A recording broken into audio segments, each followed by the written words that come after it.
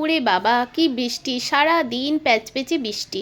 আর এই বৃষ্টিকে মাথায় নিয়েই আমরা বেরিয়ে পড়লাম আমার 20 ফেব্রুয়ারি ব্রাইডের উদ্দেশ্যে।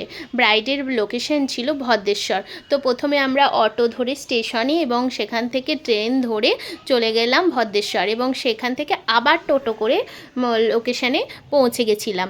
তো তোমাদের আমি বলে রাখি, আমাদের কিন্তু অনেক রেসপন্সিবিলিটি থাকে, সে যতই ঝড় বৃষ্টি আর যাই হোক না কেন আমাদের কিন্তু কাজে বেরোতেই হবে, কারণ আমরা হলাম মেকআপ আর্টিস্ট, কারোর স্বপ্ন আমাদের পূর্ণ করতে যেতে হবে।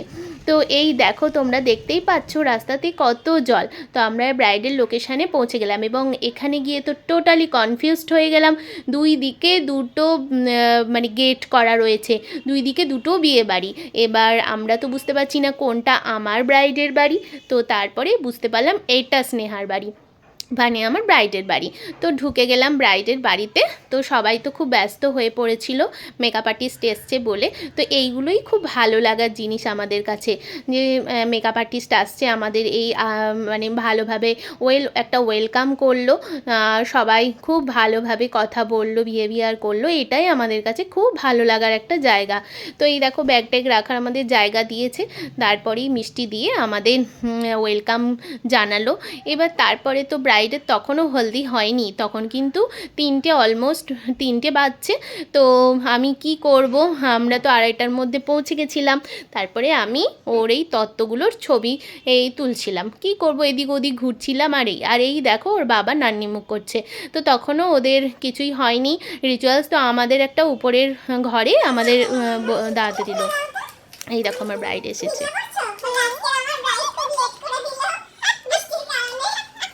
দেখতেই পাচ্ছ ও কত লেট করে এসেছে। ও যখন এলো স্নান করে তখন বাজছে 4টে।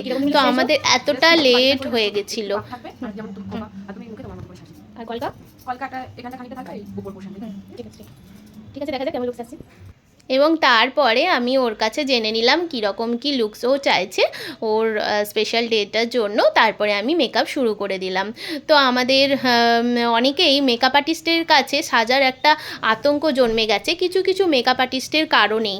কারণ অনেক মেকআপ আর্টিস্টরা আছে অনেক টাকা নিয়ে তাদের কিন্তু বাজেভাবে সাজিয়ে দিয়ে চলে যায়, তাদের দিনটাকেই মাটি করে দেয়।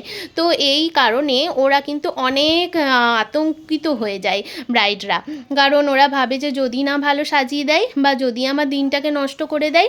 তো এইভাবে আমি শুরু করলাম।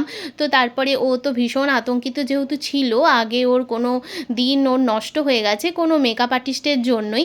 তো সেই কারণে ও বারবার কিন্তু আয়নাতে মুখ দেখছিল এবং আমি কিন্তু ওর ভয় দূর করার জন্য ও যেটা চাইছিল সেরকমভাবেই আমি করছিলাম। ও চেয়েছিল ওর একটু যেন ফেয়ারি মেকআপও পছন্দ করে, তো আমি সেইভাবেই ওকে মেকআপ কিন্তু করে দিয়েছিলাম, কারণ যে যেমন চায় তাকে তো সেভাবেই করে দিতে হবে। তো এই দেখো মেকআপ আমার ডান হয়ে গেছে। এত সুন্দর লাগছে, মানে কুইন লাগছে তোকে, পুরো কিছু বলার নেই। I am so happy. আর এটা ছিল ওর বোন তো ভীষণ স্যাটিসফাই। খুব সুন্দর হয়েছে, খুব ভালো লেগেছে, সবকিছু পছন্দ হয়েছে তো। আর এই যে ব্রাইডেরও ভীষণ পছন্দ হয়ে গেছিলো মেকআপ। তারপরে আমরা ওদের টাটা বাই বাই করে টাকা নিয়ে বাড়ি চলে যাওয়ার পথে দিয়ে এই দেখো কিছুটা ছবি আমি ওর তুলে রেখেছিলাম, তো সেইগুলো তোমাদের সঙ্গে একটুখানি শেয়ার করে নিলাম। তারপরে তোমরা আমাকে টাটা, আজকের মতো তোমাদের আবার পরের নেক্সট ব্লগে দেখা হবে।